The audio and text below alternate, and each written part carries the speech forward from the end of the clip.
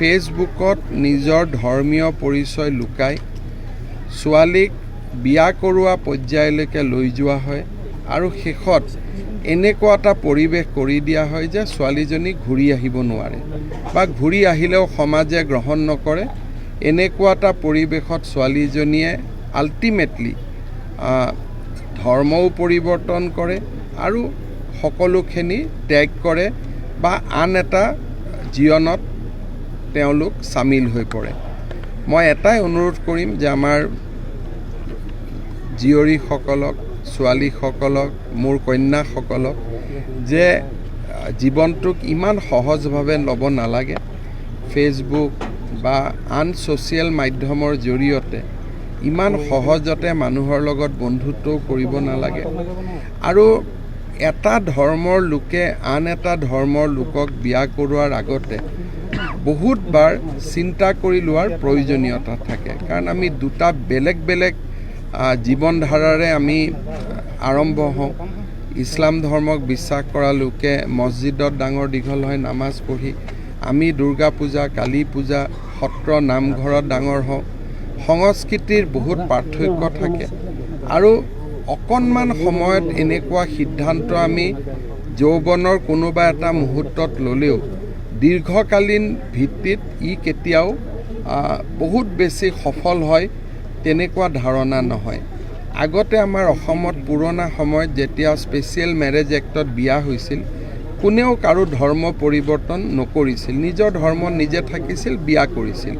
কিন্তু আজিকালি এনেকুৱা বিয়াত প্ৰথমেই কণ্ডিশ্যন দিয়া হয় যে ধৰ্মটো পৰিৱৰ্তন কৰি ল'ব লাগিব, মন্দিৰত গ'লে আপত্তি কৰে। এই ধৰণে যেতিয়া এটা পাৰ্থক্য আৰম্ভ হয়, সেই পাৰ্থক্যই এটা সময়ত চৰম পৰ্যায় পায়গৈ। এক্সেপশ্যনো আছে, তাৰ মাজত হয়তো দুই এটা ভাল কৰিও চলিছে। সেইকাৰণে মই এটাই কথা ক'ম, এইবিলাককে যেতিয়া আমি লাভ জেহাদৰ কথা কওঁ তেতিয়া আমাক বহুত মানুহে প্ৰশ্ন কৰে যে লাভ জেহাদ ক'ত আছে, ক'ত লাভ জেহাদ হৈছে, এনেকৈ ওলোটাই আমাক সমালোচনা কৰে। কিন্তু আজি গোলাঘাট চহৰৰ মাজমজিয়াৰ 3টা নিৰ্মম হত্যাকাণ্ডই আকৌ এবাৰ প্ৰমাণ কৰিলে যে লাভ জেহাদ এটা সত্য আৰু বাস্তৱ কনচেপ্ট। কেৰেলা ষ্টৰীৰ দৰে চিনেমাসমূহ মিছা নহয় আৰু আমাৰ দেউতাক মাকে নিজৰ ছোৱালীক বিশেষকৈ অকণমান বেছিকৈ যত্ন লওক আৰু আমাৰ সংস্কৃতিৰ সৈতে পৰিচয় কৰি ৰাখক, তাৰ বিষয়ে মই আজি আহ্বান জনাম। ঘটনাটোলৈকে মই আগতেই কৈছোঁ যে এই ঘটনাটোত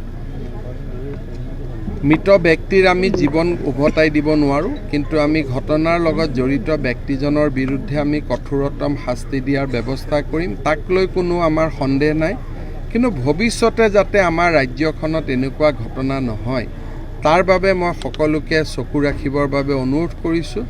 আৰু ইভেন ল'ৰাবিলাকৰ দেউতাক মাককো মই অনুৰোধ কৰিম যে এনেকুৱা যেতিয়া নিজৰ ল'ৰা অপকৰ্মত নামে, ল'ৰাক যাতে আপোনালোকে উৎসাহিত নকৰে, কাৰণ এই ঘটনাবিলাকে আমাৰ দূৰত্ব বঢ়ায়, এই ঘটনাবিলাকে সমাজত অশৃংখলতা আনে, সমাজত বিশৃংখলতা আনে আৰু আমাৰ দূৰত্ব বঢ়ায়। গতিকে ল'ৰাৰ দেউতাক মাকেও যাতে এইবিলাকত কোনো অনুপ্ৰাণিত নকৰে আৰু লাভ জেহাদৰ দৰে ঘটনা যাতে অসমত আৰু নহয়, তাকেই মই কামনা কৰিছোঁ।